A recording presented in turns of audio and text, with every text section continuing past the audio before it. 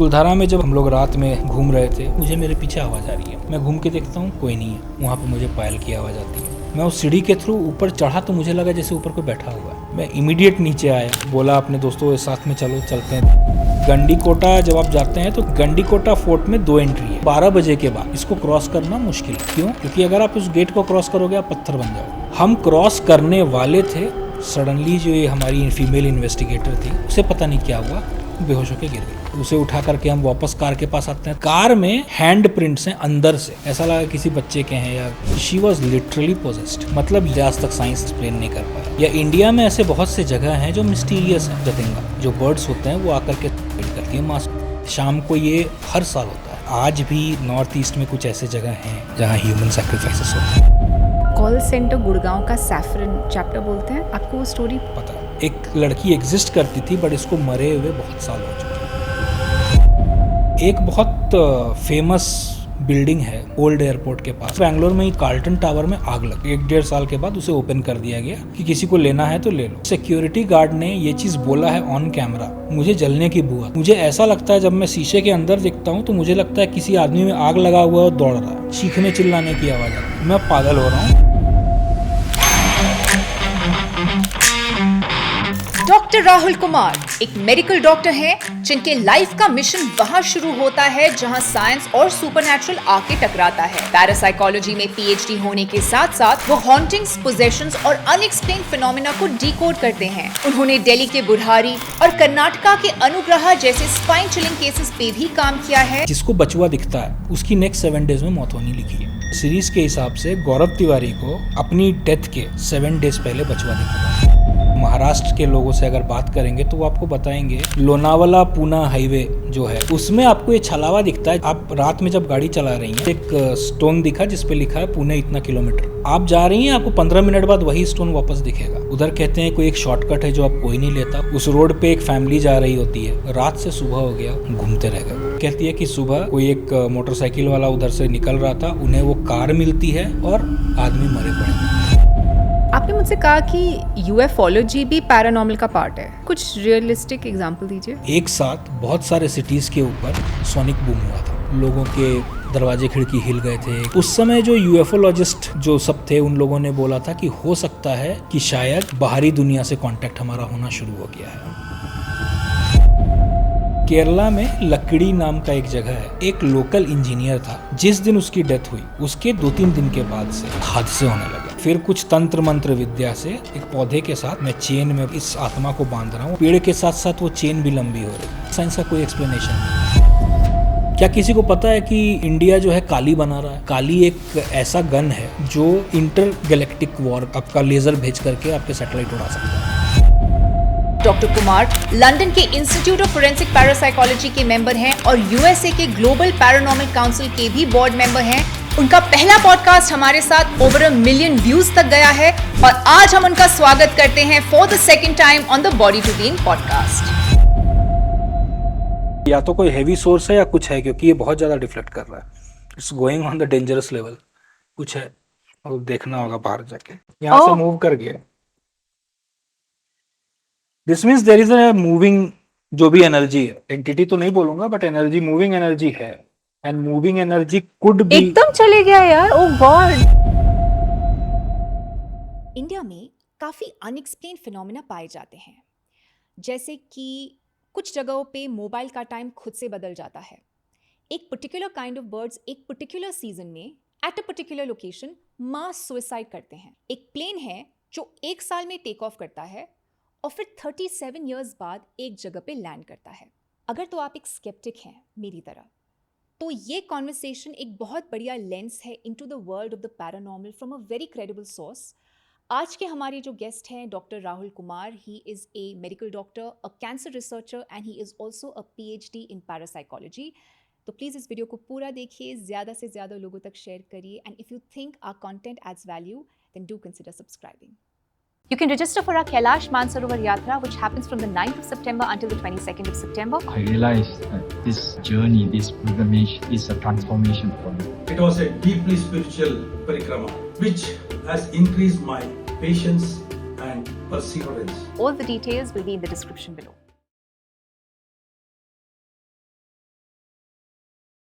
Namaste, Dr. Namaste. Rahul Kumar, and welcome back to the Body to Being podcast. Thank you Shloka ji for having me once again.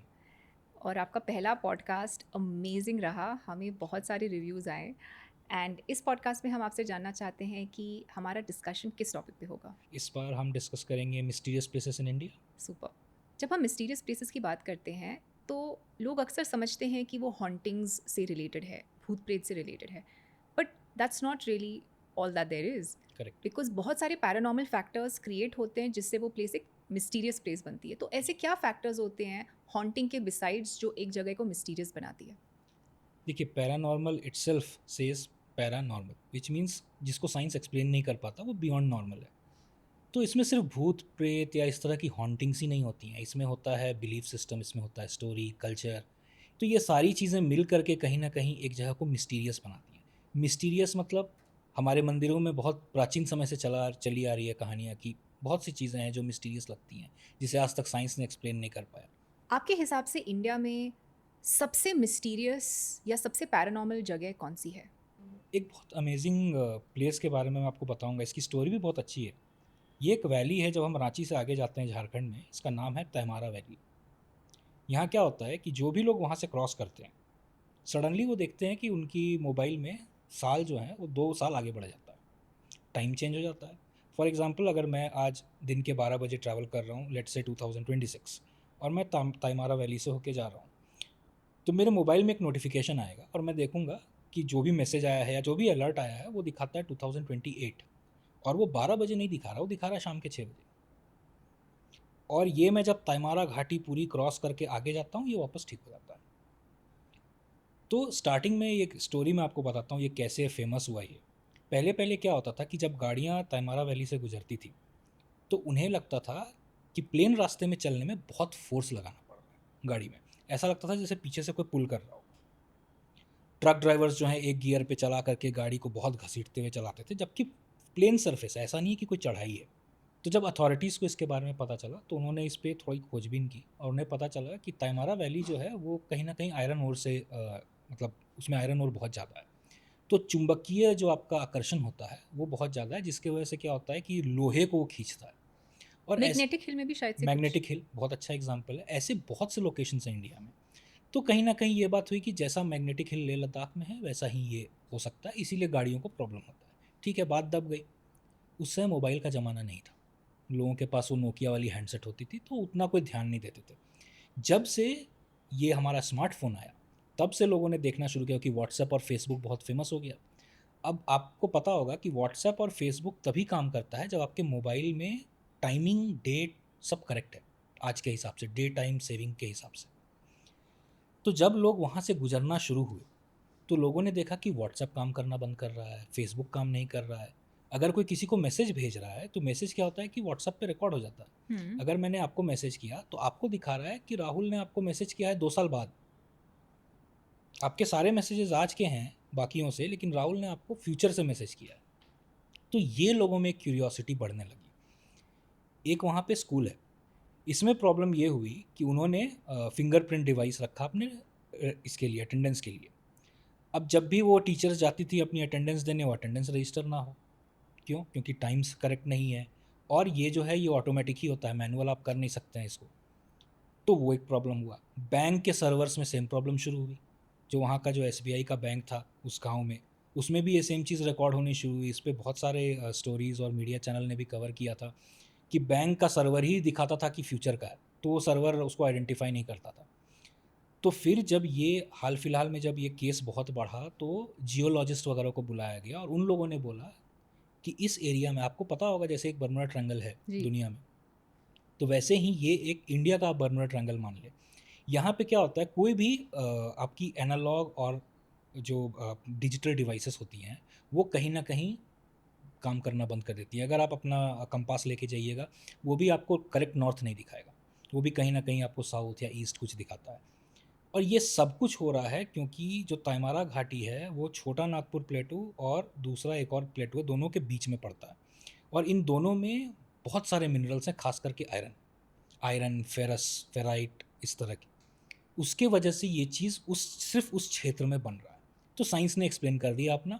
Magnetic hill में भी ये चीज़ देखा गया है लेह लद्दाख में, मारा घाटी में भी ये देखा गया, ठीक है, मान लिया। लेकिन इस पे एक सवाल और आता है, रांची बगल में है और रांची में हमारा सबसे बड़ा इंटरनेशनल एयरपोर्ट है, करेक्ट। हमारी फ़्लाइट्स वहीं से जाती हैं, हेलीकॉप्टर्स वहीं से जाते हैं। जब बर्मुडा ट्रायंगल के ऊपर से फ़्लाइट्स और हेलीकॉप्टर्स जाते थे वो गायब हो जाते थे या क्रैश कर जाते थे, जो बाद में नहीं मिलते थे। रांची में तो ऐसा कभी कुछ नहीं हुआ।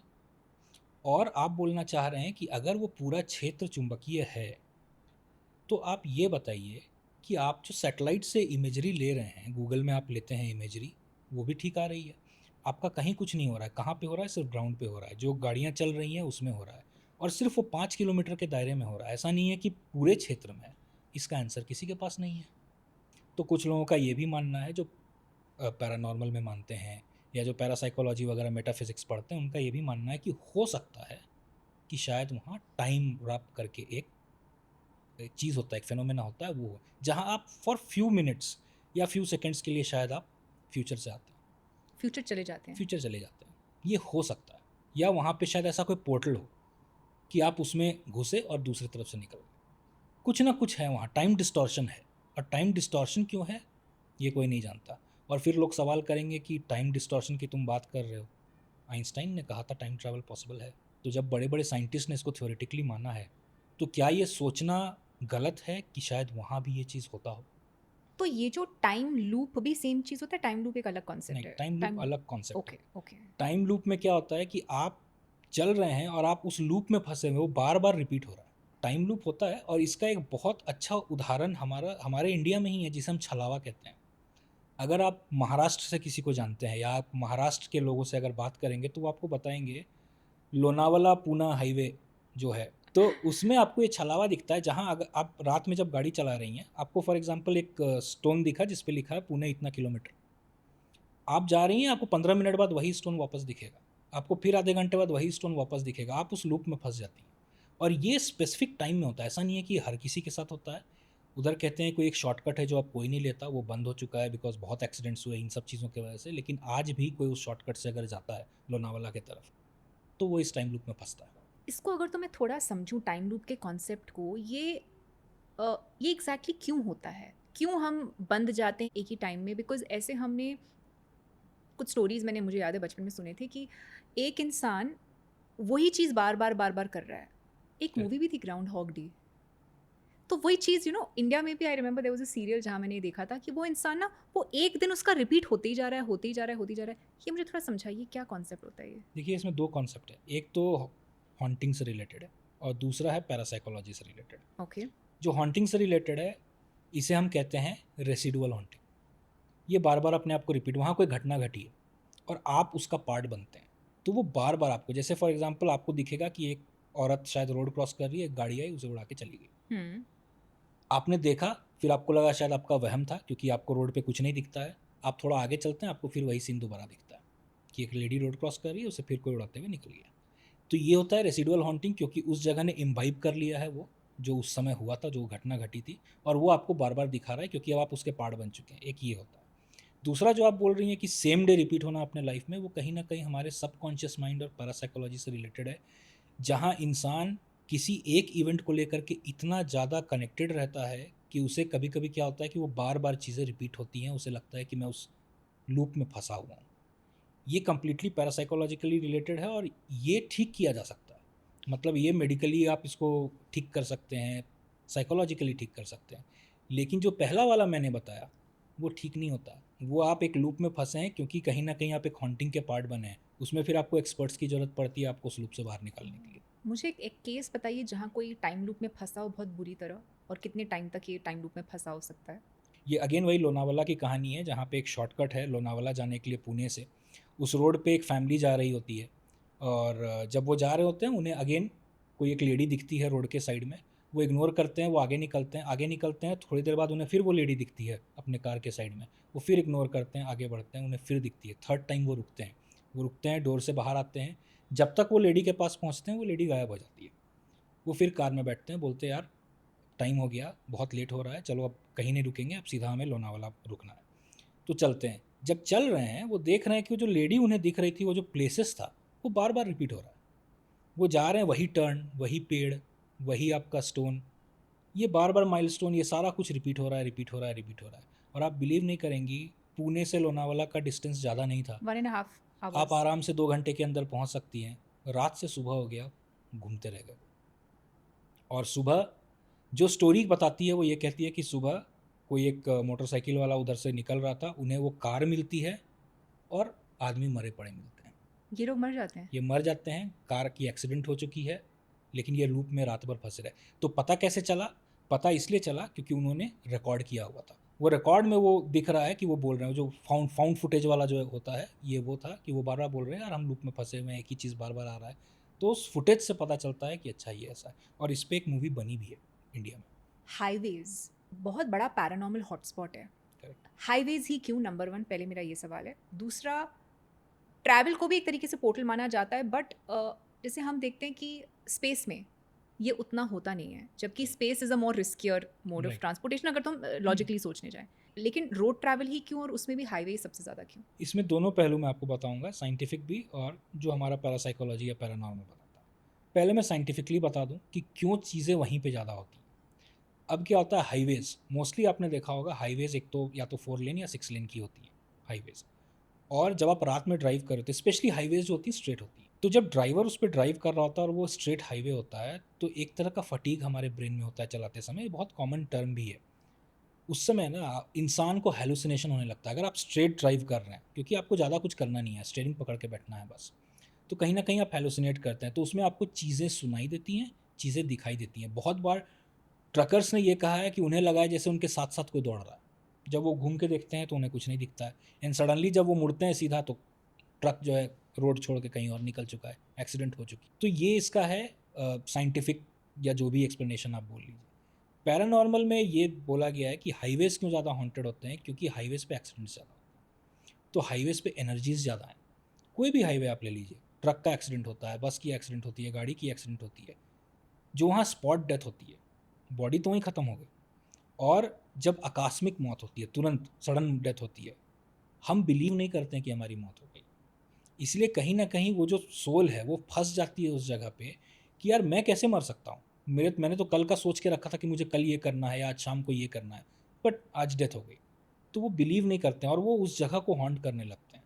और जब भी कोई गाड़ियाँ वहाँ से जाती हैं, अगर ऑलरेडी एनर्जी वाइब्रेशंस मैच कर रही हैं, नेगेटिविटी बहुत ज़्यादा है, मैं कमज़ोर हूँ, मुझे नींद आ रही है, मैं बीमार हूँ, तो वो हावी हो जाती है। और वो सेम चीज़ जो उनके साथ हुआ वो कहीं मेरे साथ भी हो जाता है, उनकी भी एक्सीडेंट हुई थी, मेरी भी एक्सीडेंट हो जाती है। तो ये पैरानॉर्मल से ये रिलेटेड है। तो आपने कहा एनर्जी फ्रीक्वेंसी मैच होती है, यानी Yes. कि जो कम्यूटर है वो भी लो फ्रीक्वेंसी का होना चाहिए उस स्थिति में। उसी स्टेट में।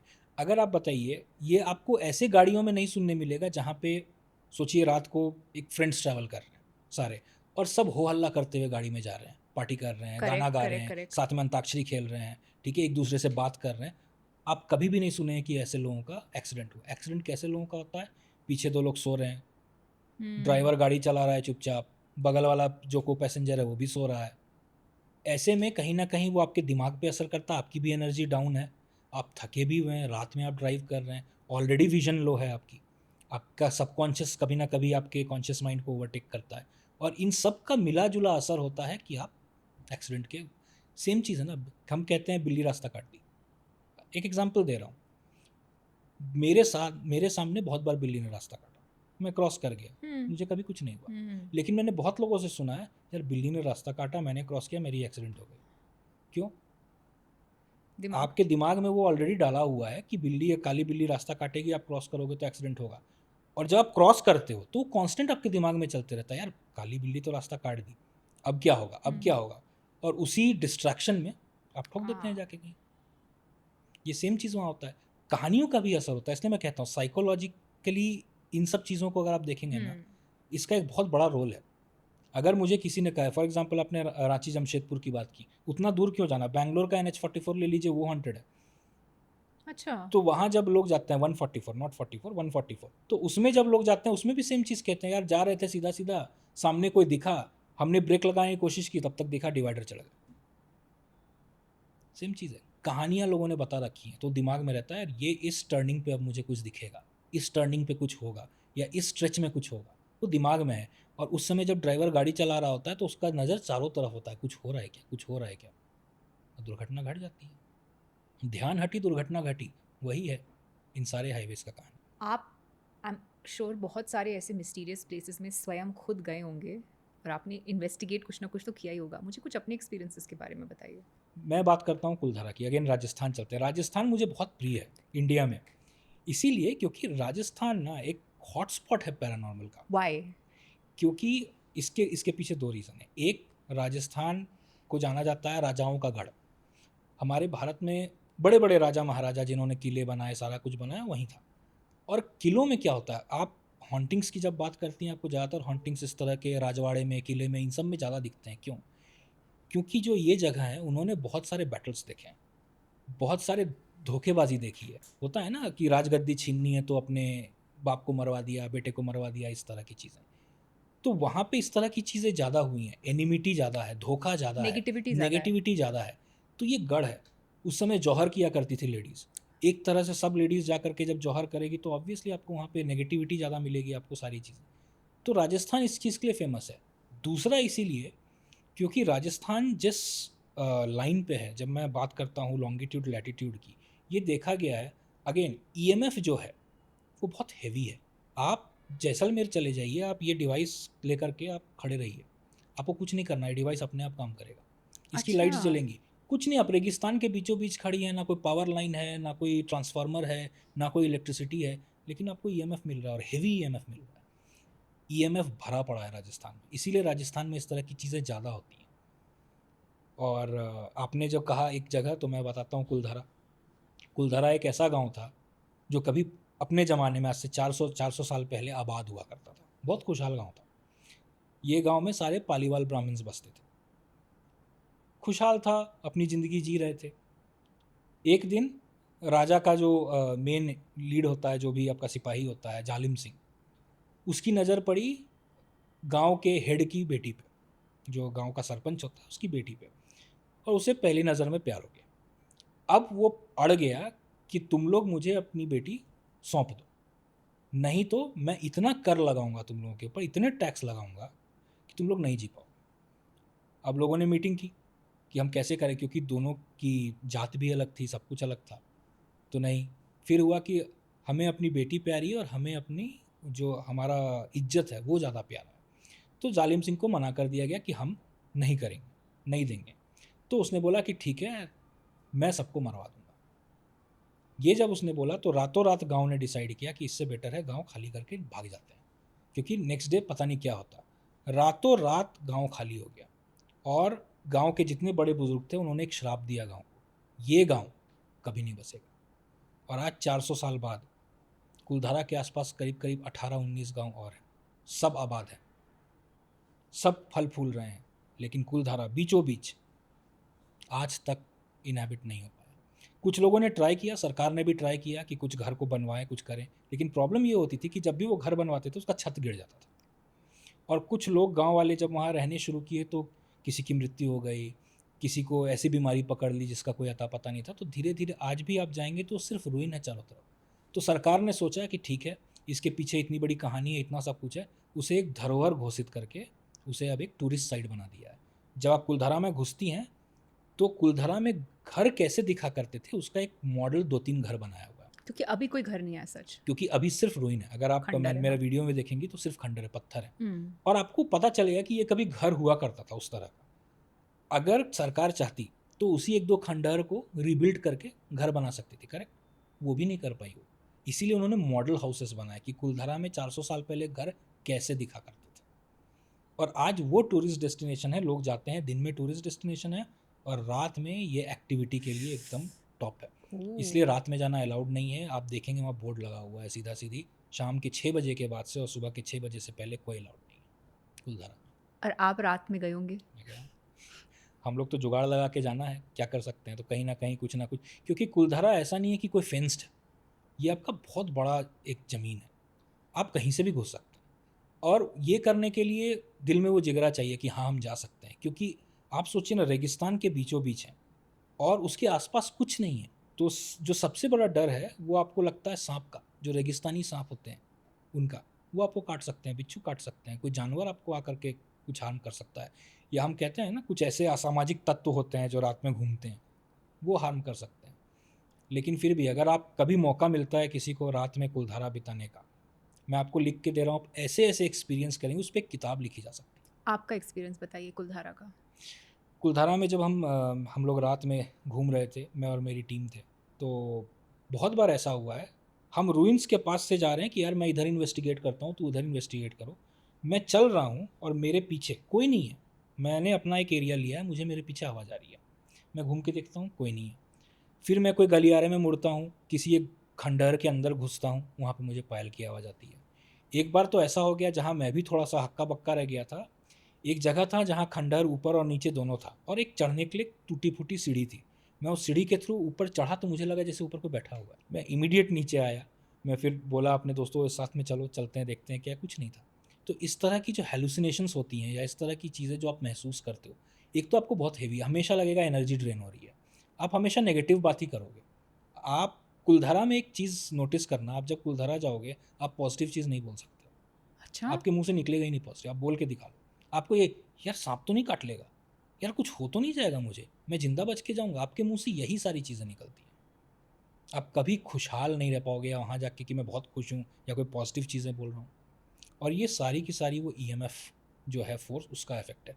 मैंने एक वीडियो आपको भेजी भी है जिसमें आप देखेंगे मैंने अपनी EMF डिवाइस को पत्थरों पे लगाया है जो वहाँ के अवशेष बचे हैं, सब में सिग्नल। आप एक बात बताइए, पत्थर से EMF आना, ये तो सोचने वाला, क्योंकि इलेक्ट्रोमैग्नेटिक फोर्सेस किसी इलेक्ट्रिकल डिवाइस से आ सकती है, पत्थर से नहीं आती है।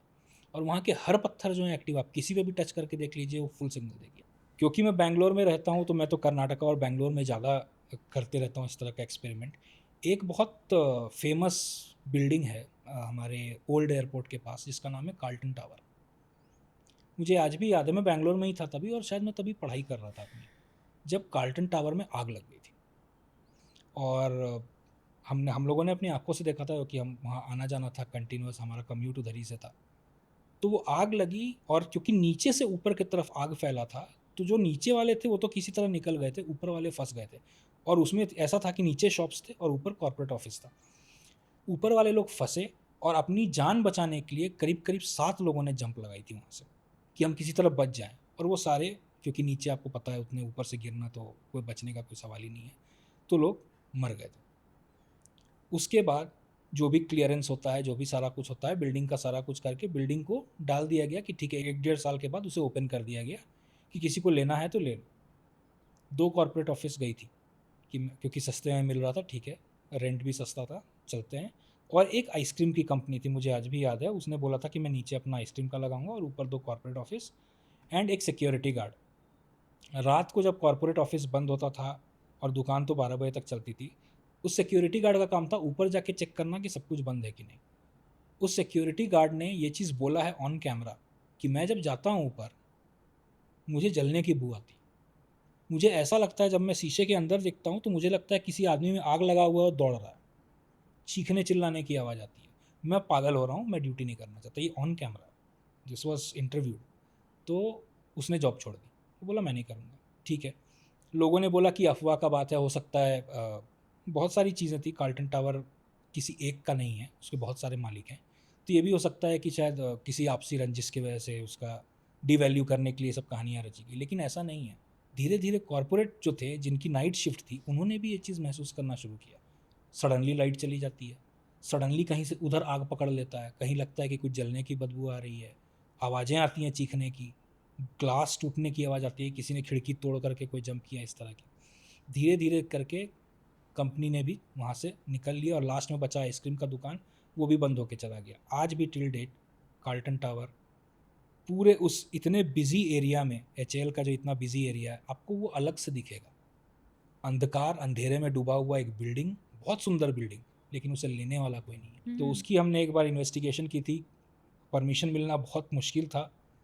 जो सिक्योरिटी गार्ड उस समय जब ये सब हमें पता चला था, तो जो भी सिक्योरिटी गार्ड वहाँ रहते थे, उन्हें किसी तरह कुछ बात करके पटा के हम लोग अंदर गए। अंदर जा कर के हम लोगों ने भी जब इन्वेस्टिगेशन शुरू की, अब हम तो ऊपर चढ़ ही नहीं पाए, हम तो जब अंदर गए, आगे जाते के साथ ही हमारे डिवाइसेस सारे एक्टिव हो गए। ऐसा लगने लगा कि हम खुद चोक हो रहे हैं। हमारे साथ एक CO2 मीटर होता है, इसी तरह का होता है, गोलाकार का होता है, CO2 मीटर होता है। ये हम इसलिए लेके चलते हैं क्योंकि CO2 आपको हेलुसिनेट कराता है, करेक्ट। और इसीलिए हम जब अपने क्लाइंट के यहाँ या कहीं भी जाते हैं इन्वेस्टिगेशन करने, हम ये देखते हैं CO2 की मात्रा यहाँ कितनी है, क्योंकि ये भी तो हो सकता है कि शायद आप CO2 ज़्यादा इनहेल कर रहे हैं इसलिए आपको हेलुसिनेशंस हो रहे हैं, ये भी हो सकता है। उस पूरे बिल्डिंग में जहाँ पे CO2 का कोई सोर्स नहीं है, कुछ नहीं है, जब आग लगी होगी तब CO2 होगा, आई कैन अंडरस्टैंड, तब कार्बन मोनोऑक्साइड होगा, आई कैन अंडरस्टैंड, उस समय होगा। इतने सालों बाद जब हम जाते हैं, हमारा वो डिवाइस CO2 एक्टिव है, वो बता रहा है कि dangerous level of CO2 and carbon monoxide. हमें वो चौक, फिर हम जब सीढ़ी चढ़ रहे थे हमें ऐसा लगा कि पता नहीं ऊपर से कुछ गिर रहा है, कुछ चीज़ें हो रही है, ये भी हो सकता है हम हेलुसिनेट कर रहे हो, या ये भी हो सकता है कि जो लोग कहते हैं वो सच हो, क्योंकि CO2 was correctly giving dangerous level, कि बहुत डेंजरस लेवल है, आगे मत बढ़िए। और हमारे डिवाइसेस एक्टिव थे, EMF का कोई सोर्स नहीं था, बिजली विभाग ने बिजली काटी रखी थी, वहाँ पे कुछ ट्रांसफार्मर नहीं था, कुछ नहीं था, बट इलेक्ट्रोमैग्नेटिक फील्ड बहुत ज़्यादा था। हमने बोला कि भाई छोड़ो, कुछ हो गया तो बिना, और वो विदाउट परमिशन था।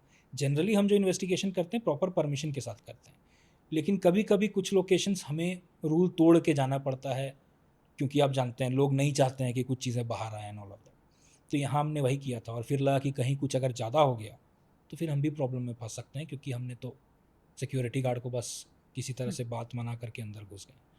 तो वो एक था, और वो आज भी मैं कहता हूँ, अगर कार्ल्टन टावर में कुछ नहीं है, आज भी बहुत सस्ते दाम में कॉर्पोरेट ऑफिस, लोग इतनी महंगी महंगी बिल्डिंग ले रहे हैं, खरीद रहे हैं लिटरली। कार्ल्टन टावर आपका एग्जैक्ट लीला पैलेस के बगल में है, इतने प्राइम लोकेशन पे है, कार्ल्टन टावर लेने वाला कोई नहीं है।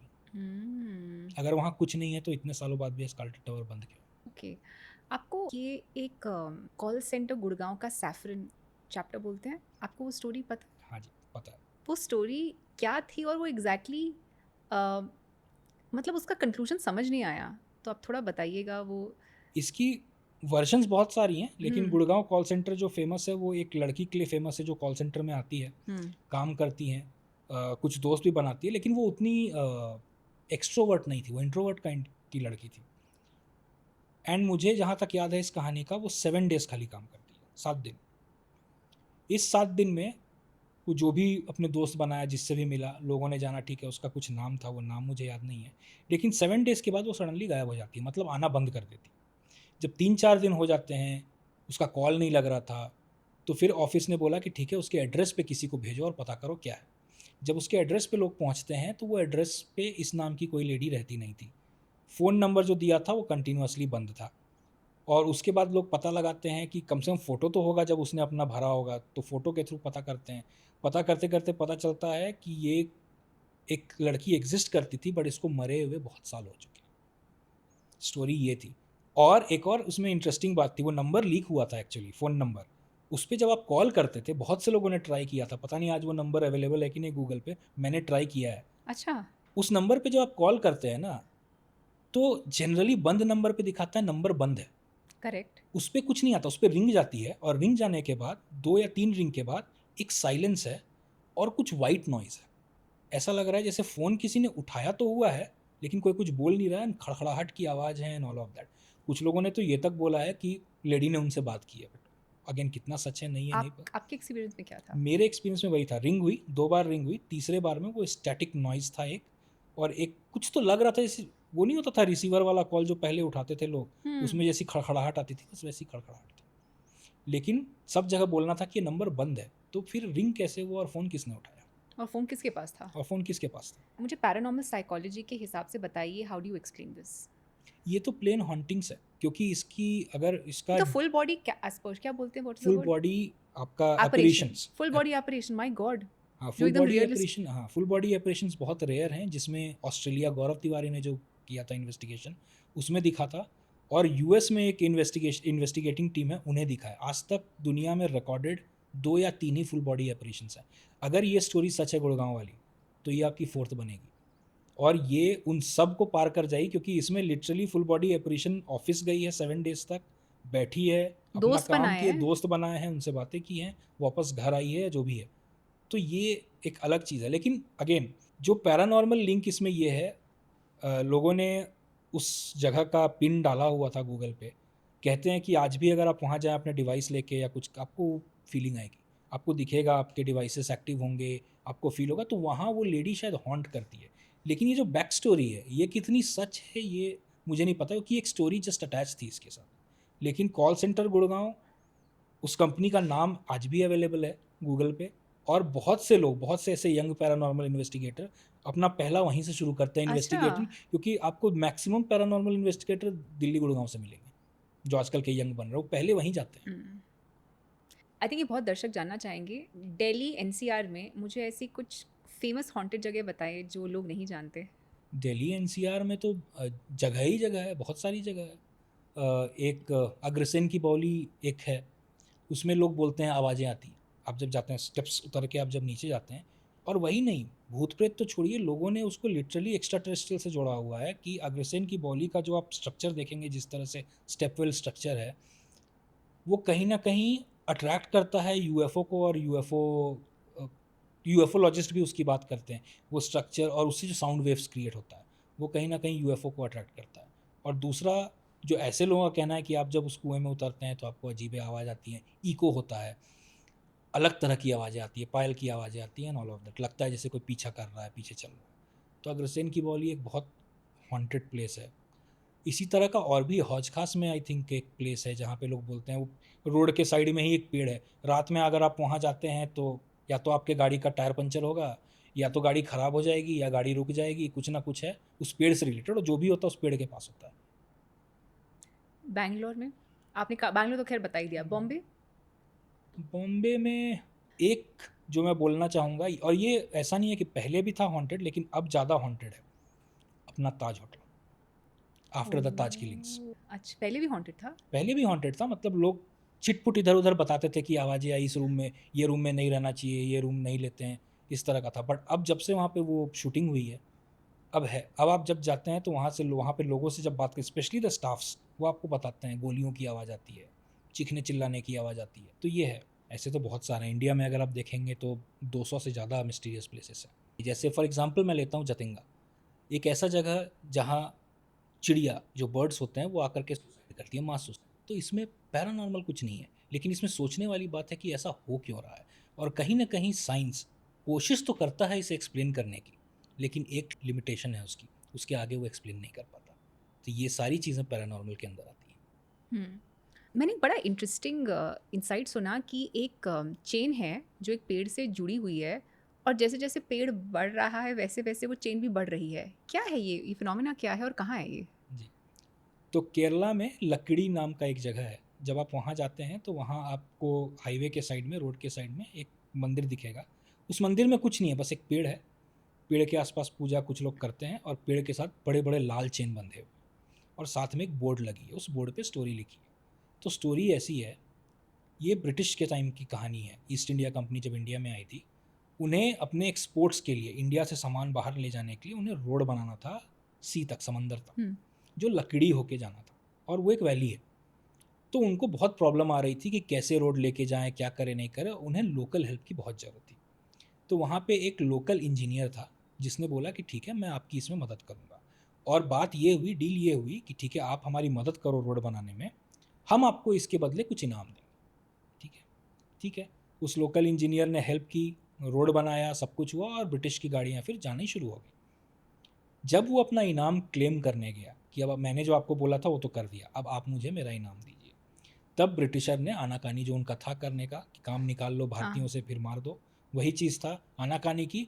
और जब ज़्यादा हो गया तो उन्होंने उसे मरवा दिया। जिस दिन उसकी डेथ हुई, उसके 2-3 दिन के बाद से सब ने ये देखना शुरू किया कि ब्रिटिश की कोई भी गाड़ी जब जाती थी, ईस्ट इंडिया कंपनी की गाड़ी जाती थी, उसके साथ हादसे होने लगे उसी रोड पे।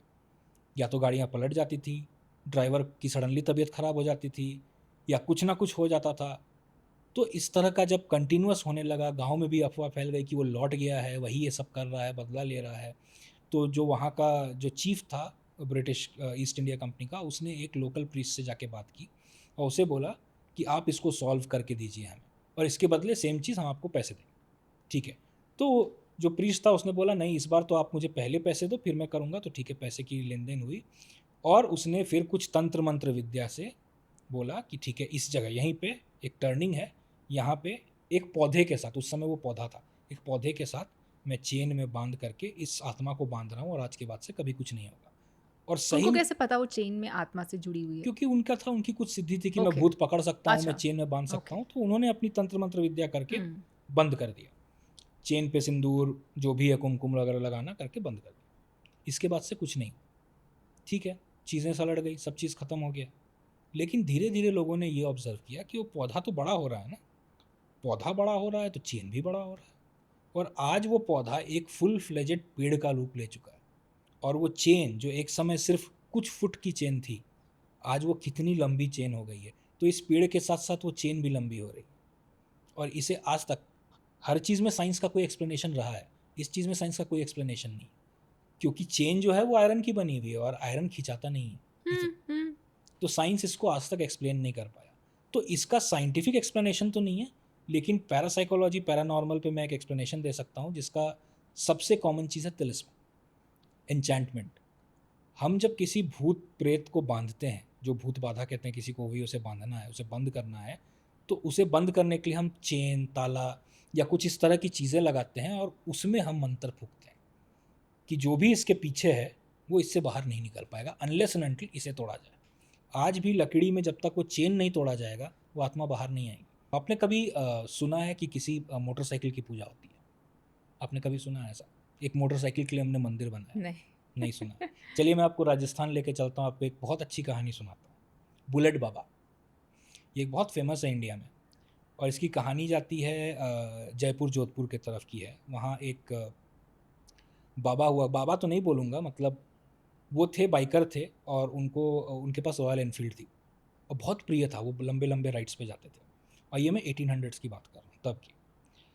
तो एक दिन ऐसे ही वो जा रहे थे रास्ते में, और सडनली उनका क्रैश हो गया पेड़ से टकरा के, and he was spot dead.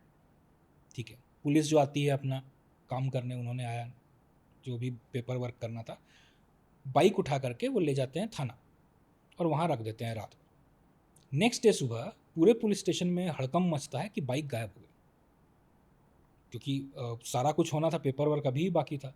कहाँ गई, सर्च हुआ, खोजा गया, तो पता चला ये बाइक उसी लोकेशन पे वापस है जहाँ क्रैश हुआ था। ठीक है, इस बार इन लोगों ने सोचा, पुलिस वालों ने, कि अब एक काम करते हैं। उन्होंने बाइक की पूरी टंकी खाली की पेट्रोल और उसे चेन से बांधा और चेन से बांध करके रख दिया। नेक्स्ट डे सुबह बाइक फिर नहीं थी, और ये उसी जगह थी without chain and full of petrol. तो ये एक लोकल लेजेंड बना, और फिर लोगों को लगा वही जो पैरानॉर्मल और बाकी कोई सुपर नेचुरल शक्ति है, कुछ है, कि उनकी आत्मा, उन्हें ओम बाना कहते थे, जहाँ तक मैं जान रहा हूँ, ओम बाना उनका नाम था। ओम बाना की आत्मा जो है उस बाइक में समाई हुई है, और वो जो है शायद कुछ वो कर रही है, मतलब होता है ना, कुछ सिग्नल दे रही हैं कि मैं वापस आ गया हूँ, ये करो। तो लोगों ने उसको उठा करके उसका एक मंदिर बना दिया, और आज भी वो मंदिर है, जिसमें आप अगर उधर जाती हैं जोधपुर के साइड में, ग्लास के बड़े से कनस्तर के अंदर में रखा हुआ ये बाइक, हार माला चढ़ा हुआ, जितने भी बाइकर्स ट्रकर्स वहाँ से जाते हैं वो रुकते हैं, वो प्रे करते हैं और उसके बाद आगे बढ़ते हैं, क्योंकि माना जाता है कि अगर आपने रुक करके वो अपना नहीं दिखाया, आपका एक्सीडेंट हो जाएगा। आपका एक्सीडेंट होगा या कुछ ना ऐसे कुछ। हुआ है? और ऐसे हुआ है, और लोगों का कहना है स्पेसिफिकली बाइकर्स का कि बहुत बार ऐसा हुआ है जब उन्हें लगा है कि ओम बाना उन्हें खुद बचाने आए हैं, कभी लैंडस्लाइड हो गई हो, कभी कुछ हुआ हो, और कहीं ना कहीं वो बच गया क्योंकि उन्होंने मत्था टेका था। तो ऐसी स्टोरीज़ भी हैं। और इंडिया में क्या, वर्ल्ड में मुझे लगता है कि इस तरह का शायद स्टोरी आपको इंडिया में ही मिलेगा, जहाँ एक बाइक की टेम्पल बनी हुई है। पैरानॉर्मल फिनोमेना क्या है इसके पीछे? इसमें है अटैचमेंट, सोल अटैचमेंट। मैंने अपने लास्ट पॉडकास्ट में भी बताया था कि जब आपकी सोल किसी चीज़ से ज़्यादा अटैच्ड होती है तो फिर आप उसे छोड़ के नहीं जाते हैं। मैंने एक एग्जांपल दिया था, आपका मोबाइल फ़ोन फॉर एग्जांपल। आज हर किसी के लिए मोबाइल फ़ोन बहुत प्रिय है। सुबह उठते ही पहला काम है मोबाइल देखना, कितने कॉल्स हैं, कितने मैसेज हैं, राइट। अगर मैं आपका मोबाइल आपसे छीन लूँ तो आपको थोड़ी तो चिढ़ मचेगी, यार मेरा मोबाइल मुझे दो। सेम चीज़ है, अगर मेरी अटैचमेंट है किसी चीज़ के साथ, चाहे कोई ऑब्जेक्ट हो, कोई परिवार हो, कोई इंसान हो, मैं उसे हॉन्ट करूँगा ही करूँगा। इसीलिए गीता में भी लिखा गया है, जो कृष्णा ने कहा था कि मोक्ष के लिए सबसे पहले अटैचमेंट तोड़ना है। अगर आपको मोक्ष पाना है तो अटैचमेंट, कोई भी अटैचमेंट नहीं होनी चाहिए धरती के साथ। और ये कहीं ना कहीं क्योंकि उनकी प्रिय बाइक थी और उनको बाइक बहुत पसंद थी। और आप समझिए बुलेट उस ज़माने में कितनी कॉस्टली आती होगी, कितनी मेहनत करके उन्होंने ली होगी। तो ये जो चीज़ें चली आ रही है और आज भी चली आ रही हैं, ये कहीं ना कहीं देखिए एक इंसान के लिए गलत हो सकता है, दो के लिए, लेकिन पूरे गांव के लिए या पूरे बाइकर कम्युनिटी के लिए ये कहीं ना कहीं एक लेजेंड बन चुका है आज कि अगर उधर जाना है बाइकिंग करने तो ओम बाणा के मंदिर जाना है। सबसे मिस्टीरियस अगर आप मुझे पूछें तो मैं वही आपको जो मैंने अभी एग्जांपल लिया जतिंगा का, आसाम में है ये। और इसमें साल के एक स्पेसिफिक सीज़न में जो कि विंटर होता है उस समय देखा गया है कि एक स्पेसिफिक प्रकार के बर्ड, ऐसा नहीं कि सारी चिड़िया, एक स्पेसिफिक प्रकार के बर्ड वो सारे आकर के एक साथ रात के टाइम पे सनसेट के बाद करते हैं। अगर मैं इसको करेक्ट टर्म बोलूँ, बेसिकली वो आकर के कहीं ना कहीं टकराते हैं, गिरते हैं, मर जाते हैं, लेकिन लोगों ने इसको मास सुसाइड ऑफ द बर्ड का टर्म किया है। साइंस इसे ये एक्सप्लेन करता है क्योंकि ये माइग्रेटरी बर्ड्स हैं, कहीं ना कहीं बहुत समय से ये उड़ते चले आ रहे हैं, तो वो अपना सेंस ऑफ टाइम या प्लेस, क्योंकि ये वैली है, वो खो देते हैं, जिसकी वजह से वो जाके टकरा जाते हैं। प्लस रात के समय क्या होता है, फ्लैशी लाइट्स होती हैं वैलीज़ में, तो वो भी उनका कहीं ना कहीं मिस डायरेक्शन की वजह से वो जाके क्रैश करते हैं। लेकिन जो सवाल यहाँ साइंस नहीं बता पा रहा है वो ये है कि सिर्फ जतिंगा क्यों। आसाम एक बहुत बड़ा स्टेट है, उस स्टेट में बहुत सारी वैलीज़ हैं इस तरह की, और ये सीज़न कहीं ना कहीं आसपास आप आसाम के साथ मेघालय में भी देखेंगे, आसपास और भी जगह देखेंगे, लेकिन ये स्पेसिफिकली जतिंगा में होता है और सिर्फ एक स्पेसिफिक बर्ड्स के साथ होता है। I'm going to be personally conducting a classical Hatha Yoga retreat in Ladakh from the 23rd of August until the 31st of August. If you'd like to be a part of this mystical experience where you will be learning classical tools of yoga which are almost 5,000 years old for your holistic well-being, then you can contact the details flashing on your screen. Please share this video among others. I look forward to seeing all of you around. Paranormal explanation क्या है इसका?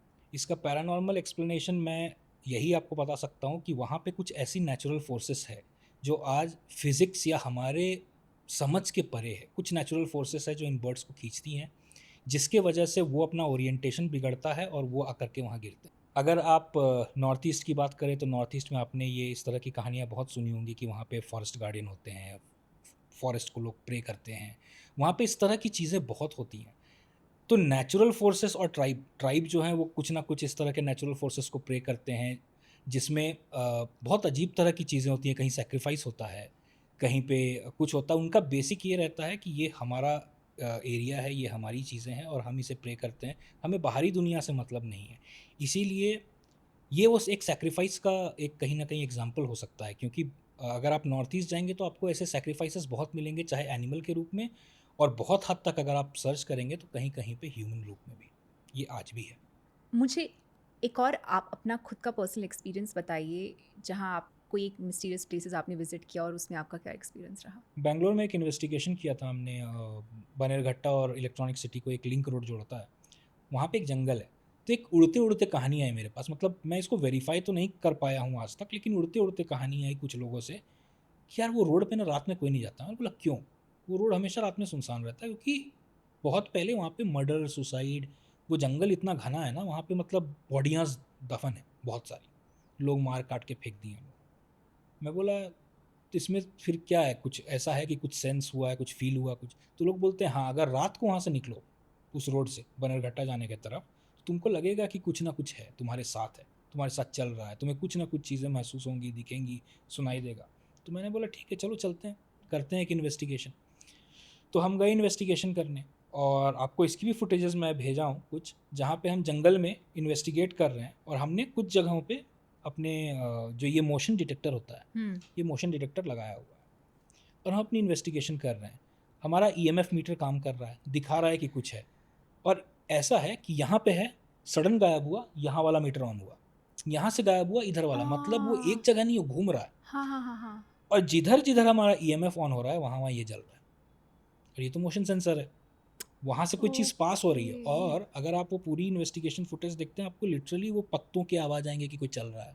एक जगह ऐसा हुआ था जहाँ हमें घोड़े के नाल की आवाज़ आ रही है कि कोई घुड़सवारी कर रहा है। और फिर ये सब होने के बाद एक स्पेसिफिक जगह हमें मिला जहाँ पे ज़मीन पे जो हमने रखा अपने डिवाइसेस, तो वहाँ पे एकदम एक्टिव, सब कुछ एक्टिव। तो हुआ कि यार इसके नीचे कुछ है पक्का। लोगों का कहना है कि बॉडीज़ गड़े हुए हैं, मार के फेंक दिया, कुछ भी हो सकता है। बट वो जंगल एक हॉटस्पॉट है, मतलब अगर आप शाम को जाएं, आप डिवाइस छोड़ दीजिए, आप खाली जाके एकांत में खड़े रहिए, आपको लगेगा आपके चारों तरफ कोई ना कोई, बहुत सारी आवाज़ें आएंगी, बहुत सारे लोगों की आवाज़ें आएंगी, जब कोई नहीं है, दूर दूर तक। डिवाइसेस की बात करते तो आप कुछ डिवाइसेस बताइए आप अपने साथ लाए हैं ये गुड़िया आपको याद होगा, मैंने अपने पिछले इन्वेस्टिगेशन में शायद इसका एक फुटेज आपको दिखाया था, बस ये एक्सीडेंट का, यही था गुड़िया? जिसमें इस गुड़िया ने हरकत दी थी जब हमने या बस एक्सीडेंट में, राइट। तो बेसिकली ये गुड़िया है क्या, लोगों को लगता है बहुत नॉर्मल सी गुड़िया है, बट ये नॉर्मल सी गुड़िया नहीं है, ये एक मोशन सेंसर है, ठीक है। इसमें भी अंदर बहुत सारी डिवाइसेस हैं। इसमें होता क्या है कि जब आप इसे स्विच ऑन करके रख देती हैं तो ये शांत पड़ा रहेगा गुड़िया जैसा, लेकिन अब मैं कम्युनिकेशन स्टार्ट करता हूँ, मैं बोलता हूँ कोई है तो वहाँ से क्रॉस करो, कोई अगर है तो वहाँ से जाओ, इसे टच करो, इसे दिखाओ। और इस गुड़िया का एक बहुत बड़ा खासियत है कि जब तक आप इसे थप्पा नहीं करेंगी, टच नहीं करेंगी, ये आवाज़ नहीं करेगा, बंद रहेगा। मतलब इसे आवाज़ कराने के लिए आपको इसको टच करना है, तभी ये होगा। मोशन सेंसर है लेकिन टच करने पे ही आवाज़ करती है। और आपने देखा होगा कि इस गुड़िया ने उस समय रिएक्ट किया था, करेक्ट। इस गुड़िया ने आवाज़ किया था। इसे जब आप ऑन करके रख देती हैं तो ये ऐसे ही नॉर्मल गुड़िया की तरह पड़ी रहती है, अनलेस एंड अनटिल या तो आप जाके इसे टच करें या फिर कोई एनर्जी आकर के इसे टच करे। तो ये हम बहुत सारे इन्वेस्टिगेशंस में यूज़ करते हैं, खास करके जब मैंने आपको बताया था जहाँ बच्चे इन्वॉल्व होते हैं, क्योंकि बच्चों को खिलौनों से बहुत लगाव होता है। तो अगर आपको बच्चों की आत्माओं से बात करना है तो आपको इस तरह के गुड़िया या इस तरह के खिलौने जिसमें मोशन सेंसर लगे हों वो लेके जाने होते हैं। वैसे नॉर्मल मोशन सेंसर ये है, ये आप देख रहे हैं, ये सेंसर है और ये लाइट जलता है। जब आप इसे रखते हैं ऑन करके तो ये लाइट जलता है और कुछ देर बाद ये ऑफ हो जाता है। जब भी इसके सामने से कुछ चीज़ जाएगा तो ये ऑन हो जाएगा। ओके। और ये हॉन्टेड फॉरेस्ट वाली जो अभी हम बात कर रहे थे, ये वही मोशन सेंसर था जो बार बार कंटिन्यूअसली ऑन होते जा रहा था। अब हम आते हैं इस पे। ये बहुत इंपॉर्टेंट गैजेट है। ये इसलिए इंपॉर्टेंट है क्योंकि ये ट्राई फील्ड ईएमएफ मीटर है। जैसे ये हमारा एक ईएमएफ मीटर है जो लास्ट टाइम आपने दिखाया, जो लास्ट टाइम मैंने दिखाया था। ये आपको 2D में बताएगा क्या है, मतलब आपके आसपास कुछ अगर है तो ये उसमें दिखेगा। लेकिन ये ट्राई फील्ड है। ट्राई फील्ड का मतलब होता है ये बताता है आगे, पीछे, ऊपर और नीचे, ये सारे डायरेक्शन में, एक्स वाई जी सारे डायरेक्शन में बताता है कि ईएमएफ कहाँ से आ रहा है। अभी आप मुझे बता सकते हैं? अभी ईएमएफ है हल्का सा, देखिए 0.4। ओके। और कब मुझे पता है कि पैरानॉर्मल है चीज़ें? ये अगर मैं किसी के पास ले जाता हूँ, जैसे देखिए आप खुद देखिए ये बढ़ रहा है, राइट। इलेक्ट्रिक डिवाइस के पास ये बढ़ रहा है, कहीं भी इलेक्ट्रिक डिवाइस के पास मैं ले जाऊंगा ये बढ़ेगा। ओके। लेकिन एक समय आएगा जब ये रेड पे आएगा, अच्छा। बहुत ज़्यादा हैवी। ये इन सब चीज़ों से भी नहीं निकल सकता है। अगर बहुत हैवी है तो वो एनोमलस है, एनोमली है वो, और वो पॉसिबल ही नहीं है कि कोई इलेक्ट्रिक डिवाइस या किसी इससे निकले। ये जब बहुत ज़्यादा दिखाता है तो आप समझ लीजिए कि वहाँ कुछ एनर्जी का प्रेजेंस है। अब आपको ये पता लगाना है कि कहाँ।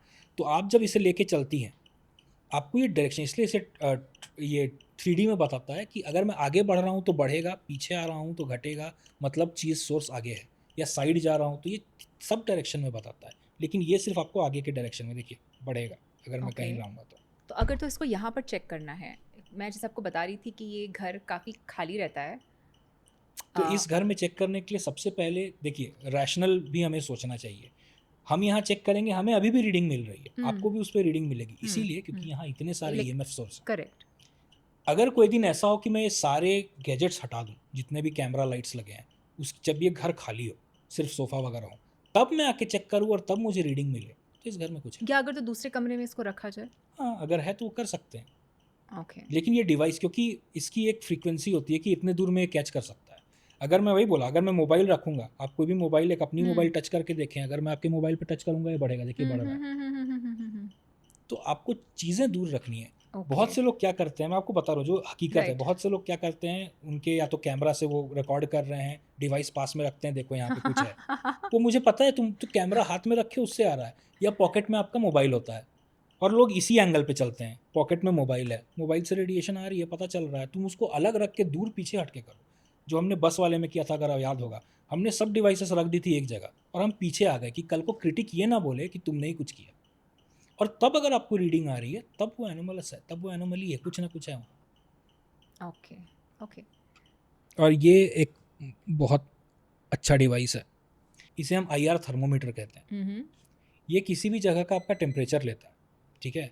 अगर मैं अभी देखूँ, ये बॉडी का 36.2 डिग्री सेल्सियस दिखा रहा है। ओके। ये वाला बॉडी गन है, ये हम वहाँ पे यूज़ करते हैं जहाँ पे जब हमारे इन्वेस्टिगेटर्स कहते हैं कि हमें कोल्ड स्पॉट फील हो रही है, तो हम बॉडी चेक करते हैं। और एक आती है येलो कलर की रॉन्ग रेंज, जिसमें लेज़र लाइट निकलती है, वो बताती है एरिया का टेम्परेचर।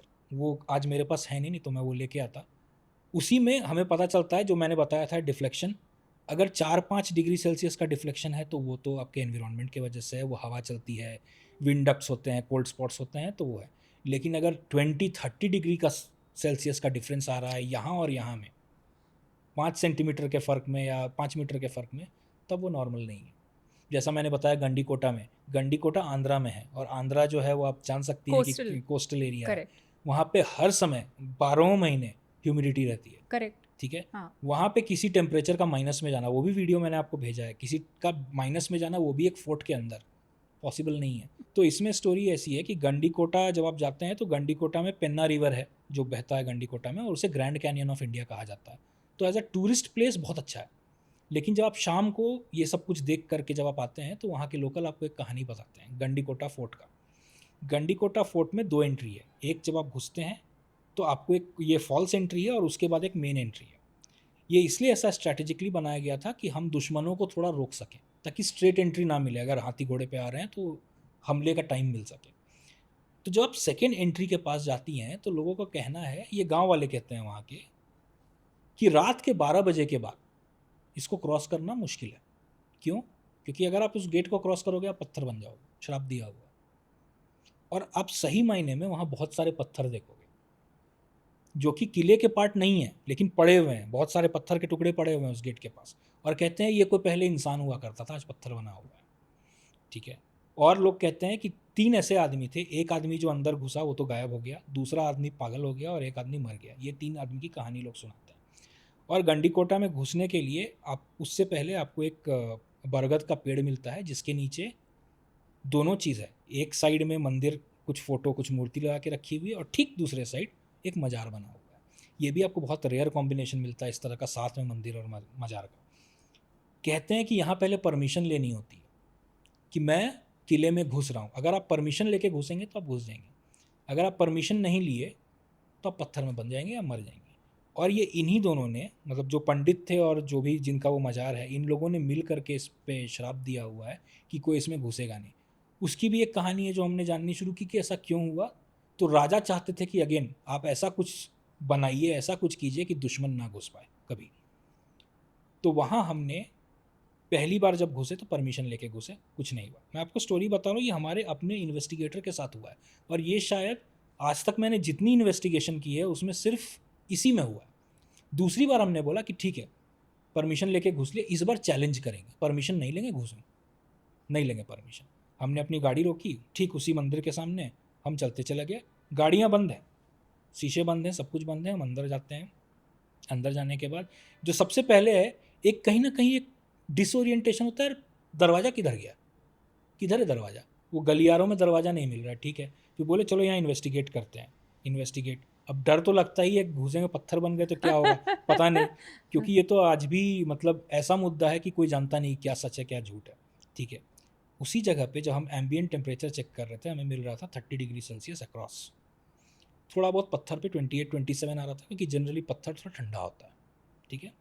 ये करने के बाद इसी गन को हमने शूट किया ऊपर, जो आपका डोरवे है जिसके थ्रू घुसना है, वहाँ पे आ रहा है -10।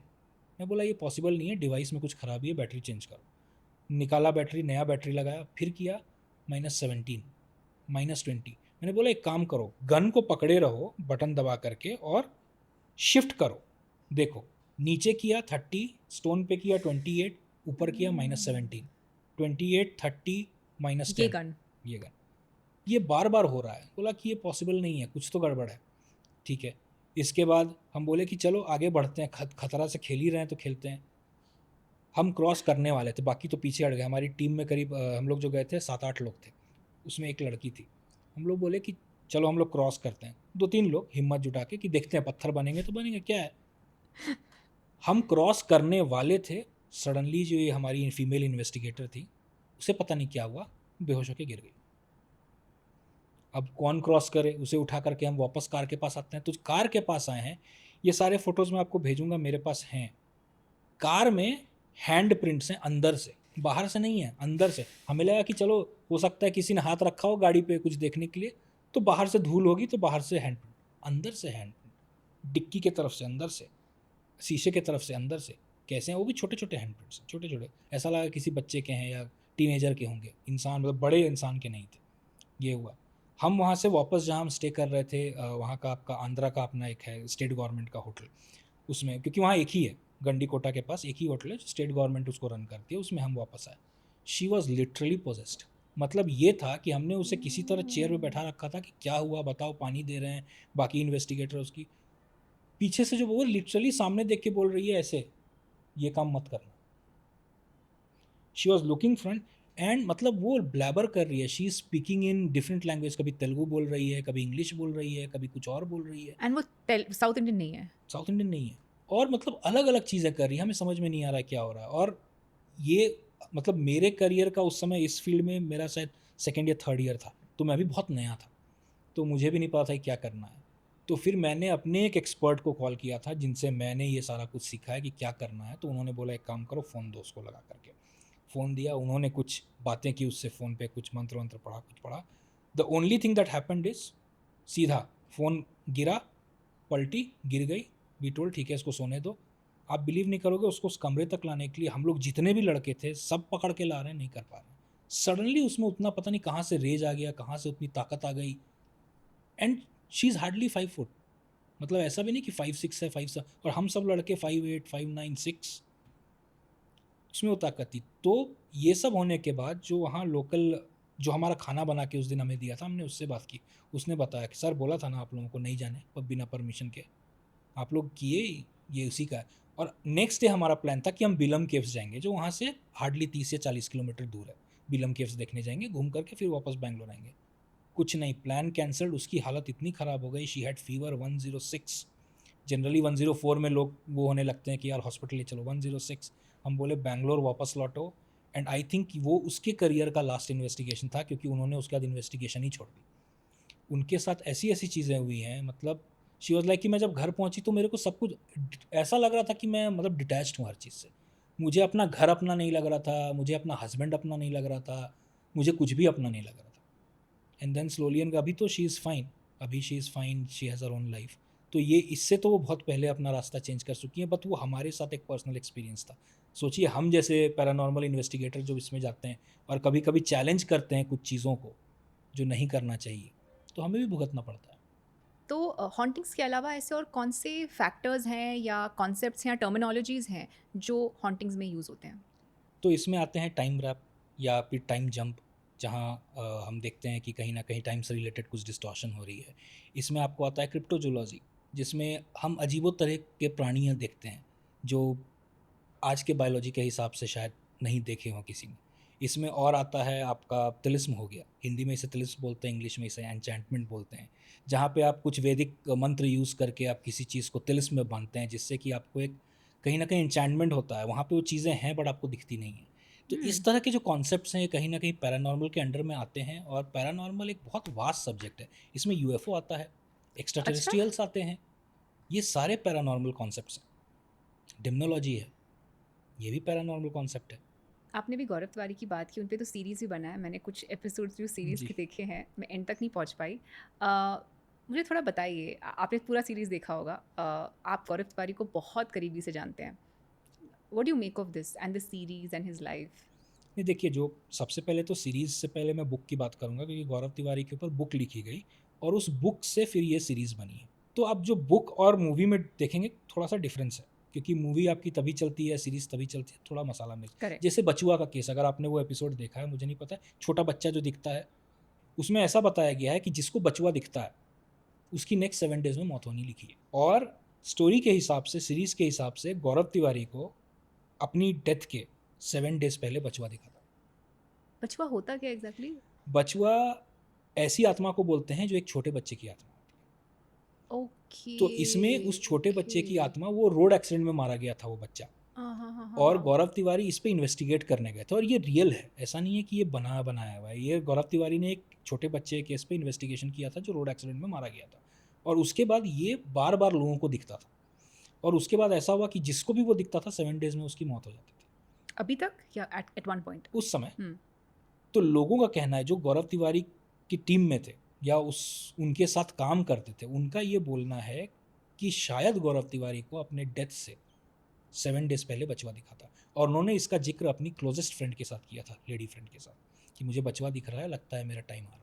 वो एक्चुअली एक क्लैरवॉयंट थे, आप बोल सकते हैं क्लैरवॉयंट, क्लैरऑडियंट, अलग अलग ESP के टर्मिनोलॉजीज होते हैं। क्लैरवॉयंट वो होता है जो कोई चीज़ देख सकता है, क्लैरऑडियंट वो होता है जो कोई चीज़ सुन सकता है जो हम नहीं सुन सकते हैं। तो गौरव तिवारी में ESP थी, इसीलिए एक पैरानॉर्मल इन्वेस्टिगेटर गौरव तिवारी से अलग इसीलिए है क्योंकि आज मैं एज ए पैरानॉर्मल इन्वेस्टिगेटर, आप मुझे बोलो कि क्या मैं मॉर्चुरी के ट्रे पे जाके लेट सकता हूँ और बंद हो सकता हूँ, मैं तो नहीं हो सकता हूँ, चाहे आप मुझे उसके लिए करोड़ों रुपए दे दो। भाई मैं इन्वेस्टिगेटर हूँ, मैं रिसर्चर हूँ, लेकिन मैं इतना भी नहीं हूँ। लेकिन गौरव तिवारी में वो जुनून था कि मुझे जानना है क्या होता है। लोग कहते हैं मुर्दा घर में हमें आवाज़ें आती हैं, या जो मॉर्चुरी में रहते हैं वो रात में कंप्लेन करते हैं कि यार हम ठीक है हम लाशों के बीच में रहते हैं बट हमें कुछ फील होता है।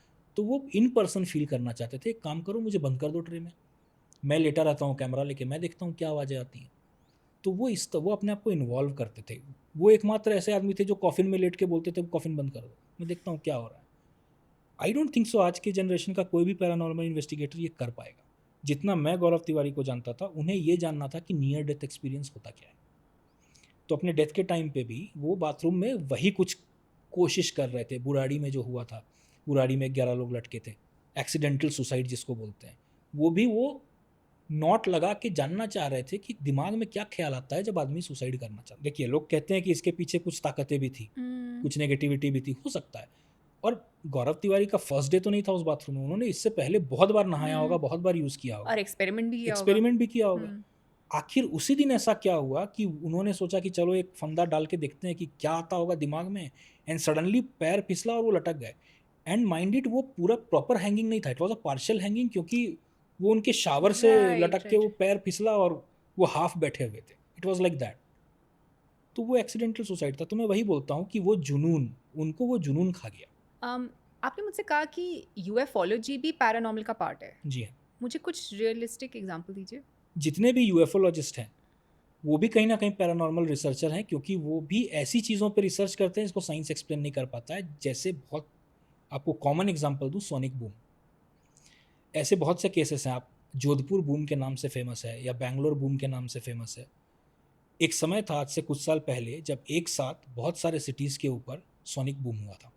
लोगों के दरवाजे खिड़की हिल गए थे, कहीं ग्लासेस टूट गई थी, और लोगों ने सीधा सीधी इंडियन एयरफोर्स को गालियां देना शुरू कर दिया था कि आप बहुत लो लेवल से अपनी फ़्लाइट लेके गए हैं। लेकिन इंडियन एयरफोर्स ने इसको खारिज कर दिया था कि हमने कोई भी लो लेवल फ्लाइंग नहीं करी है। और ये सोनिक बूम तो बाद में फिर धीरे धीरे धीरे उड़ते उड़ते खबर आनी शुरू हुई, मीडिया पे लोगों ने देखना शुरू किया, ट्विटर था उस समय, ट्विटर पे लोगों ने देखना शुरू किया कि ये सिर्फ इंडिया में नहीं, अक्रॉस द ग्लोब लोग बता रहे हैं कि ये सोनिक बूम सुनाई दे रहा है।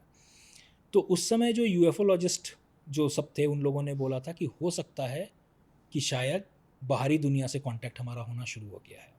पहले भी होते आया है लेकिन इस बार अब ज़्यादा हो रहा है।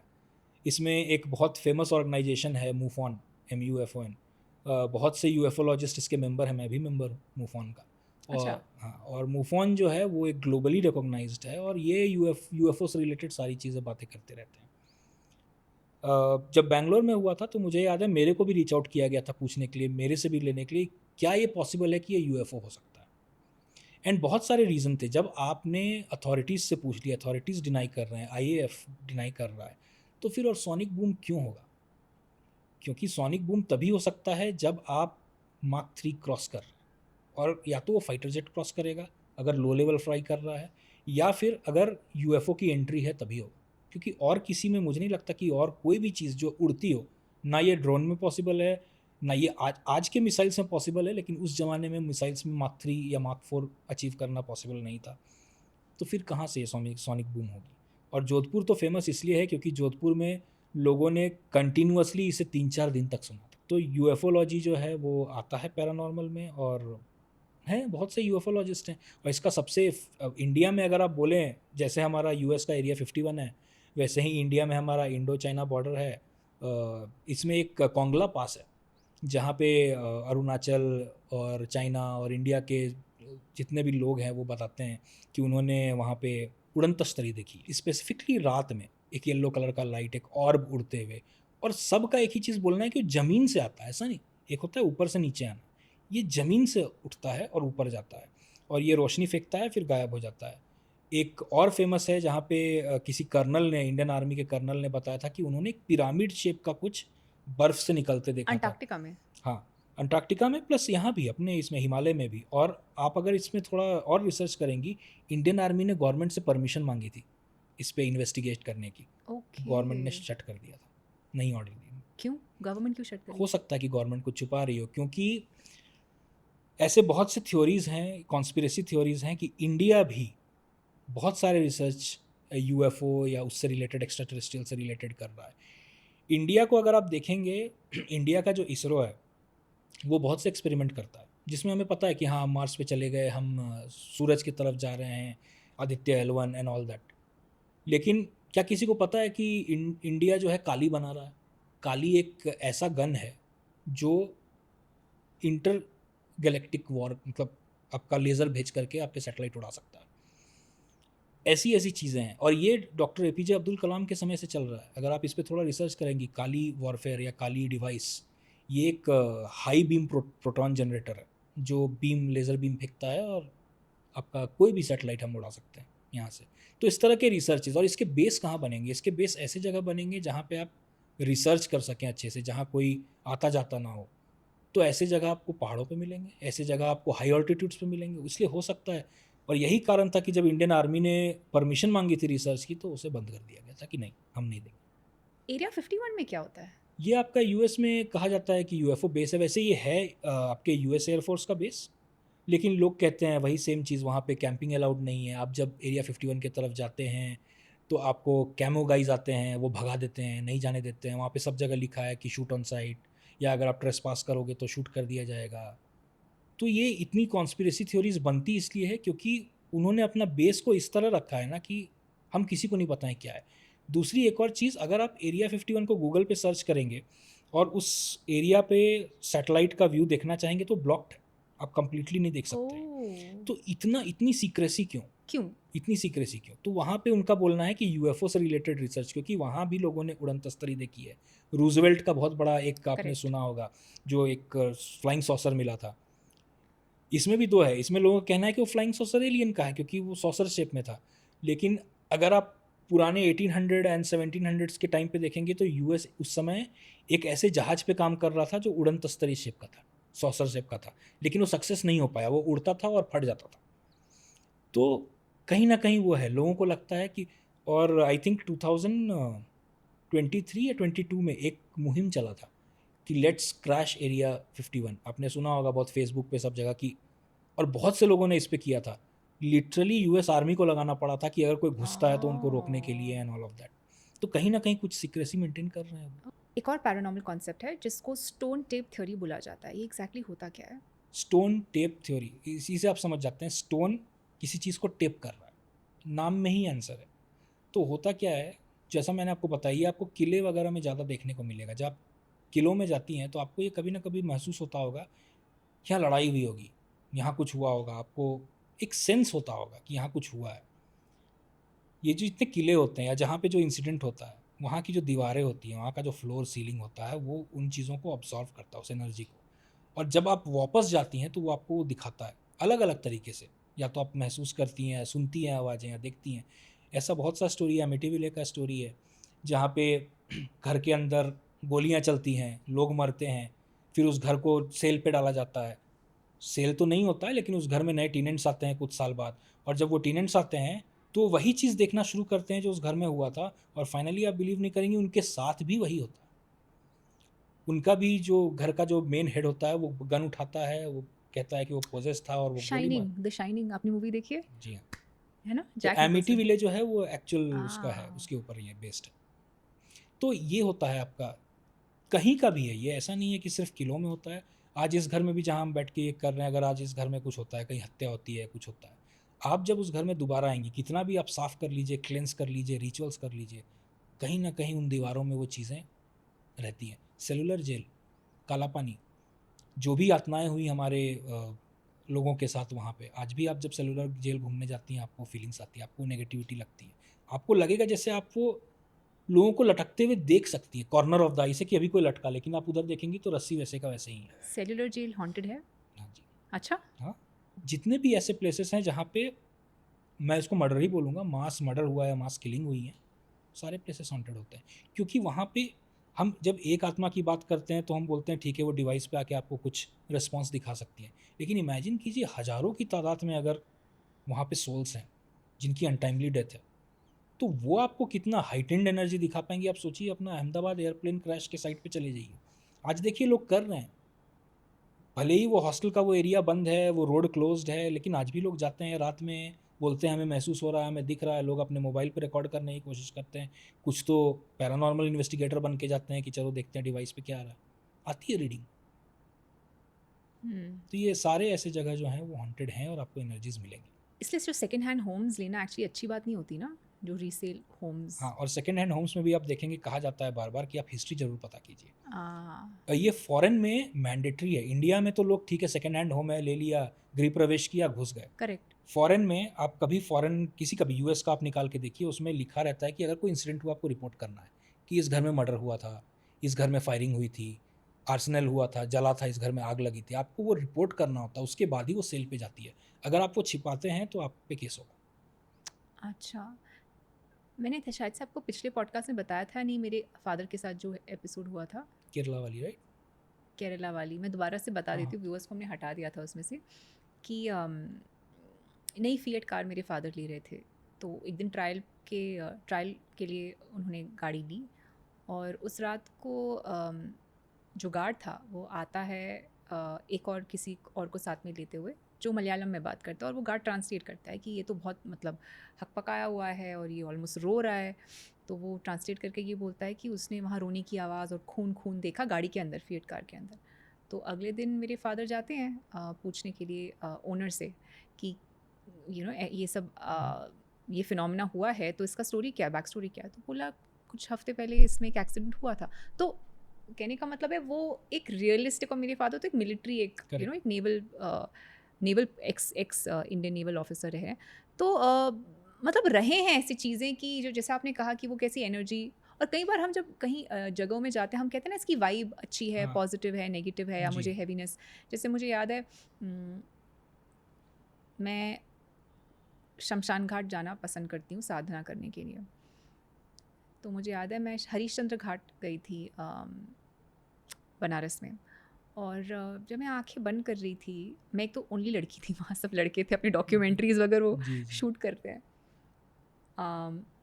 तो मैं जब आंखें बंद कर रही थी, इतनी हैवीनेस है ना वहाँ पर, इतनी जी। हैवीनेस होती है। तो वो जो हैवीनेस होती है, क्या वो आप उसको पैरानॉर्मल से लिंक करेंगे, या क्या वो हैवीनेस क्यों होती है इतना? वो उसी से मणिकर्णिका Okay. घाट की हमने लास्ट टाइम बात की थी, वहाँ भी सेम चीज़ है, आपको फील होता है। आप जब जाती है, आप गए हैं अपनी साधना के लिए, सुकून के लिए, बाकी चीज़ों के लिए, लेकिन आपको फील होगा कि आपके बगल में कोई है, या आप देख सकती हैं हैवीनेस है, क्योंकि एनर्जी जो एक जगह इतनी कंसंट्रेटेड है वो आपके ऊपर तो आनी ही आनी है, चाहे आप कितने ही पॉजिटिव हो, आपके ऊपर आएगी। और same cheese most of the शमशान घाट का है। आपने एक और चीज़ नोटिस किया होगा, आपने हैवीनेस की बात की, अगर आप ओपन टू पैरानॉर्मल है, the first thing that you will see is headache. आप किसी भी नेगेटिव प्लेस पे जाती हैं या जहाँ हेवी कंसंट्रेशन ऑफ एनर्जी है, ये हम पैरानॉर्मल इन्वेस्टिगेटर्स के साथ होता है। हमें ऐसे ही पता चलता है कि यहाँ कुछ है, हम जब कदम रखते हैं ना, सडन हमारा हेडेक शुरू होता है। ओके। तो ये हेडेक एक, इसलिए मैं हमेशा कहता हूँ डिवाइसेस तो हैं, बट बॉडी आपकी सबसे बेस्ट डिवाइस है पैरानॉर्मल इन्वेस्टिगेशन में, क्योंकि बॉडी आपको बताती है कि यहाँ कुछ है, कुछ हो रहा है। तो मैं ये आपसे जानना चाहती हूँ व्यूअर्स के लिए, हम कैसे डिटेक्ट कर सकते हैं बेस्ड ऑन बॉडी सिग्नल्स कि ये जगह नेगेटिव है या इसमें पैरानॉर्मल हरकतें हो रही है? एक तो आपने हेडेक बोला, और दूसरी क्या क्या, क्योंकि सब लोग के पास तो डिवाइसेस होते नहीं है। तो आपको चिल्स होंगे। हाँ, चिल्स होंगे। चिल्स होंगे, टेम्परेचर सडन ड्रॉप करेगा। जैसे मैं एग्जांपल अगेन बताया, आप किसी एनक्लोज स्पेस में हैं जहाँ पे आपको कोई एयर वेंट नहीं है, पॉसिबिलिटी कि यहाँ कोई एयर वेंट हो, लेकिन आपको सडन एक जगह ठंड महसूस होगी, तो वो कोल्ड स्पॉट है। और कोल्ड स्पॉट तभी होता है जब आपके शरीर से एनर्जी लेके कोई मैनिफेस्ट कर रहा है। और वो कौन मैनिफेस्ट करेगा? वो जो एनर्जी वहाँ है वो आपकी एनर्जी को फीड कर रही है और मैनिफेस्ट कर रही है कि मैं यहाँ हूँ। तो आपके बॉडी से एनर्जी जाएगा तो ऑब्वियसली आप ठंड फील करेंगे। अच्छा, दैट्स वाई मैं वही सोचती, गर्म क्यों नहीं, ठंडा ही क्यों। Okay okay okay. ऐसे कुछ ऑब्जेक्ट्स होते हैं जिसमें पैरानॉर्मल एक्टिविटी हमेशा ज़्यादा कॉन्सेंट्रेटेड होती है। हमने जगहों की तो बात करी, पर ऑब्जेक्ट्स जैसे कि टैमरिन ट्री, पीपल ट्री, कुआं, वाटर बॉडीज़, क्यों?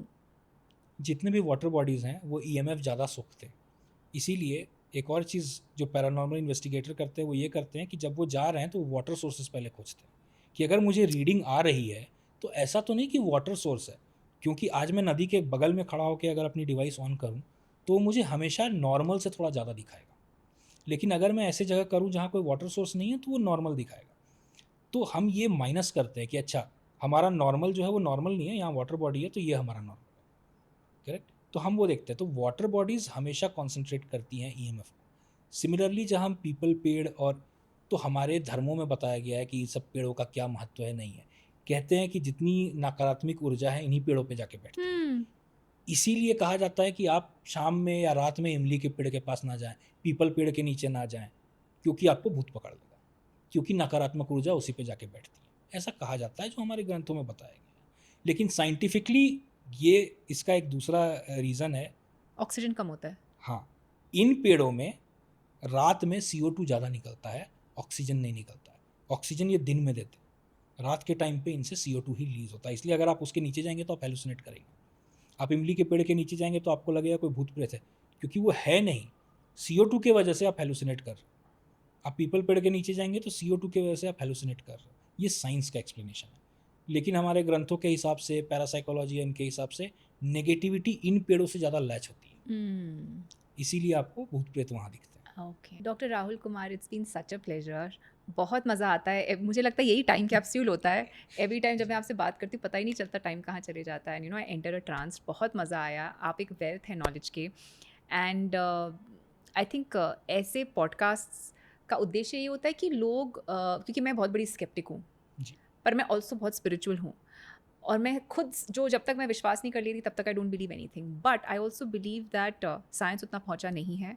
पहुंचेगा आगे, पता नहीं कब पहुंचेगा, क्योंकि ज़ीरो इन्फिनिटी तो हमने हज़ारों साल, हमारे ऋषि मुनियों ने इन्वेंट, गॉड पार्टिकल हज़ारों साल पहले की बात है, वो अब $1 बिलियन रिसर्च से हम निकाल रहे हैं। सो यही है कि इंटरेस्टिंग होते हैं सबसे पहले तो बहुत सारे कॉन्वर्सेशंस, एंड लोगों को एक इंसाइट देता है into something which is hidden and which is not out there. And आप एक बहुत ही क्रेडिबल सोर्स है, बिकॉज आप एक मेडिकल डॉक्टर हैं, आप एक साइंटिफिक रिसर्चर हैं, और आप PhD हैं इन पैरानॉर्मल साइकोलॉजी। तो आई थिंक एक इंसान पे जिस पे मैं बहुत सोचती हूँ कि उनका नॉलेज बेस और उनका कॉन्वर्सेशन बहुत क्रेडिबल है, वो आप हैं। तो it's always such a pleasure to have you on body to being. मुझे भी अच्छा लगता है कि मैं लोगों के साथ ये शेयर कर पाऊँ, क्योंकि मैं हमेशा चाहता हूँ लोग अपनी माइंड ओपन रखें जी किसी भी एक तरफ। ठीक है, साइंस है अपनी बिल्कुल। जगह है, एंड पैरानॉर्मल या पैरासाइकोलॉजी भी अपनी जगह है। क्या दोनों में समन्वय बना के चला जा सकता है कि हम साथ लेकर के हैंड इन हैंड, ताकि कुछ चीज़ें जो शायद साइंस ना एक्सप्लेन कर पाए वो पैरासाइकोलॉजी एक्सप्लेन करे, या कुछ चीज़ें जो पैरासाइकोलॉजी एक्सप्लेन ना कर पाए वो साइंस एक्सप्लेन करे। ये कहते हैं स्पिरिचुअलिटी एंड साइंस जब वो साथ चलते हैं तभी इंसानों का भला होता है। Correct correct.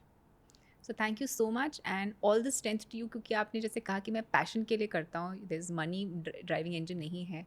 Most strength to you. आप लोगों को हेल्प करते रहिए, and hopefully we'll have you another time very soon on the body to being. Thank you so much. Do a close up on this.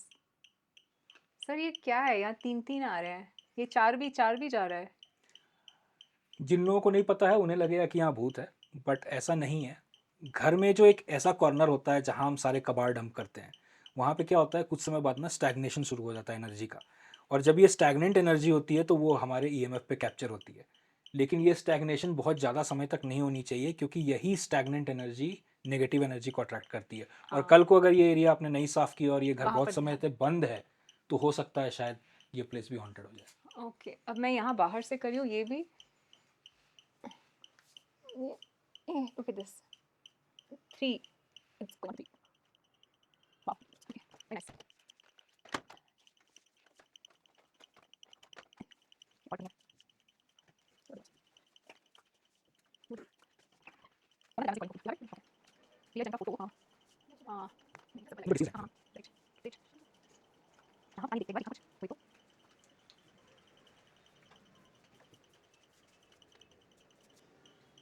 ये देखना यहाँ पर sir आ रहा है 3 ये देखिए यहाँ पर आ रहा है। ओके ये तो नहीं ओके नहीं मेरे पास नहीं है ये बहुत सिंपल है। यहाँ पर भी आ रहा है। ये देखिएगा 3 नहीं वो तो देख रहा हाँ हूँ, जी। डिफ्लेक्शन तो है, है ना? डिफ्लेक्शन है, डिफ्लेक्शन तो है। ये अब किस वजह से है वो तो देखना पड़ेगा, इन्वेस्टिगेशन अगर कर सकेंगे तो करेंगे। Okay, great. ये something we found. Okay, great. या तो कोई हैवी सोर्स है या कुछ है, क्योंकि ये बहुत ज़्यादा डिफ्लेक्ट कर रहा है, it's going on the dangerous level, कुछ है और देखना होगा बाहर जाके। ओके, बंद हो, खोलना जरा। Look at this, sir last तक जा रहा है। वही मैं बोल रहा हूँ। हाँ हाँ, यहाँ है, कुछ है बाहर, बाहर अगर जा सकते हैं तो देखना पड़ेगा। नहीं, बाहर से तो हम खोल के सी नो, तो कमी यहाँ पे आ रहा था, इस जगह पे कुछ है। इसी वहाँ है, उतना दूर नहीं पकड़ेगा। हाँ, इस डोर के पास, हाँ, इसमें, इस डोर पे, यहाँ, इस जगह पे, इस डोर के पास। वही बना दो, यहाँ मूव कर रहा है, अभी पड़ रहा है